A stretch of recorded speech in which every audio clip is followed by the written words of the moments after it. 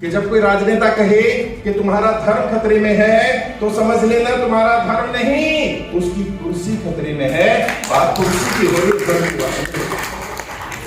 और कई बार तो कई राजनेता ऐसे मिलेंगे जो जानबूझकर तुम्हारा धर्म खतरे में डाल देंगे, क्योंकि तुम्हें धर्म का खतरा दिखता रहे, उसकी कुर्सी का खतरा बचता रहे। सतर्क रहने की जरूरत है। कट्टर लोग धार्मिक नहीं हो सकते और धार्मिक व्यक्ति कभी कट्टर नहीं हो सकता, क्योंकि सेक्युलर बुनियाद है। अगर कोई भी कहे मैं कट्टर हिंदू हूं, कट्टर मुसलमान हूं, समझ लेना वो पाखंडी है, उसका अपने धर्म से कोई संबंध नहीं है, क्योंकि धर्म कट्टरता को मारने का काम करता है, कट्टरता पैदा करने का काम नहीं करता। और मैं पर्दे के पीछे की बातें बताना चाहता हूं। यहाँ कई लोग सोशल एक्टिविस्ट हैं, मुझे नहीं मालूम मेरी ये बात आप स्वीकार करेंगे कि नहीं करेंगे, लेकिन अगर आपके दिल को छुए तो जरूर स्वीकार करेंगे। बहुत सारे लोग मुझे मिलते हैं, कहते हैं साहब मैं राजनीति में रुचि नहीं लेता, राजनीति गंदी है, राजनीति खराब है। अभी भी यहाँ एक बच्चे ने माइक पे कुछ बोला तो पीछे से कुछ लोगों ने कहा राजनेता बनेगा गुण है इसमें। जब तक आप राजनीति को खराब कहते रहेंगे तब तक खराब लोग राजनीति में आते रहेंगे और उसे खराब करते रहेंगे। सबसे पहली बात आपको स्वीकार करना पड़ेगा कि राजनीति खराब नहीं है, कुछ राजनेता खराब हो सकते हैं, राजनीति कोई चीज नहीं है। राजनीति को स्वीकार करिए, समस्या राजनीति है और समाधान भी राजनीति से ही निकलेगा, इसके अलावा हमारे पास कोई समाधान नहीं। और जो लोग कहते हैं मैं राजनीति में रुचि नहीं लेता, दो बातें अपनी खत्म कर रहा हूं, वक्त मुझे मालूम है, या तो आप मुझे बुलाते नहीं और मेरे जैसे व्यक्ति को बुला लिया तो कुछ ऐसा दे दूं जो शायद काम आ जाए। सिर्फ 2 मिनट और दे। जो लोग कहते हैं कि मैं राजनीति में रुचि नहीं लेता, या जितने लोग भी कहते हैं, मैं दावे के साथ कह सकता हूं आज के बाद वो ये नहीं कहेंगे, उन्हें सच्चाई पता चल जाए। जो भी कहते हैं मैं राजनीति में रुचि नहीं लेता, मैं आपको बता देना चाहता हूं, आप राजनीति में रुचि ले ना ले, राजनीति आप में पूरी पूरी रुचि लेती है। राजनीति आपके घर में रुचि लेती है, राजनीति आपकी जाति में रुचि लेती है, आप क्या खाते हैं, आप कहां रहेंगे, आपकी जगहों के नाम क्या होंगे। जब रो राजनीति जो आपकी कमाई, आपके खर्चे, आपकी जगहों के नाम, जब वो राजनीति हर चीज तय करती है, आप वो राजनीति क्यों नहीं तय करना चाहते, क्यों भागना चाहते हैं इस राजनीति से। और सही बात है, जब जनता चोर होगी तो ठग ही राज करेंगे। बहुत सारे लोग ठग हैं, आ रहे हैं, मैं किसी नेता का नाम नहीं लूंगा, लेकिन वो ठगी करेंगे तुम्हारे वोट के साथ। तुम्हें धर्म का खतरा दिखाएंगे कुछ लोग, इसलिए तुम्हारा वोट ले जाएंगे, और कुछ लोग तुम्हें बताएंगे कि तुम्हारे धर्म को खतरे से मैं बचाऊंगा, मेरे साथ आ जाओ। अपने विवेक से फैसला लेना पड़ेगा, अपने व्यक्तिगत मतभेदों को मिटाना पड़ेगा, और हमें एकजुट होकर के, क्या जनता गठबंधन नहीं कर सकती?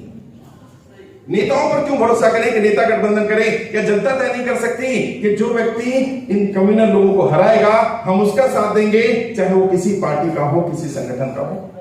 और जहां जहां जनता ने ऐसा किया है, आप कर्नाटक की जीत पर खुश हो सकते हैं, लेकिन कर्नाटक की जनता ने कांग्रेस को वोट नहीं किया, बीजेपी के खिलाफ वोट किया, और जो बीजेपी को हरा सकता था कर्नाटक, ऐसा आपको लगता है मेरी टीम है कर्नाटक, मैं पूरे देश में काम कर रहा हूं। मैं जब कर्नाटक गया तो लोगों ने कहा हमें फर्क नहीं पड़ता कैंडिडेट कौन है, हमें फर्क नहीं पड़ता पार्टी कौन है, हमें भाजपा को हराना है, और जो हरा देगा हम उसे वोट दे देंगे।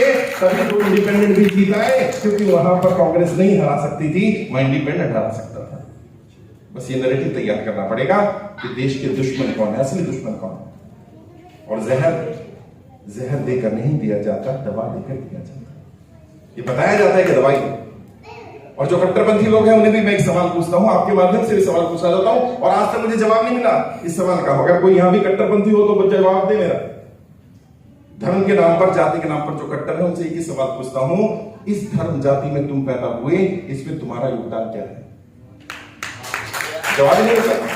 और अगला सवाल पूछता हूं कि अगर तुम्हारा धर्म जन्म किसी दूसरे धर्म या दूसरी जाति में हो जाता तो भी क्या तुम वर्तमान धर्म या जाति के लिए कट्टर होते? कहते नहीं, फिर तुम दूसरे वाले के लिए कट्टर होते। मैं समझता तुम पाखंडी हो। हाँ, क्योंकि धार्मिक होने की पहली शर्त सेकुलर होना है साहब। कट्टर लोग धार्मिक नहीं हो सकते और धार्मिक व्यक्ति कभी कट्टर नहीं हो सकता, क्योंकि सेकुलर बुनियाद है। अगर कोई भी कहे मैं कट्टर हिंदू हूं, कट्टर मुसलमान हूं, समझ लेना वो पाखंडी है, उसका अपने धर्म से कोई संबंध नहीं है, क्योंकि धर्म कट्टरता को मारने का काम करता है, कट्टरता पैदा करने का काम नहीं करता।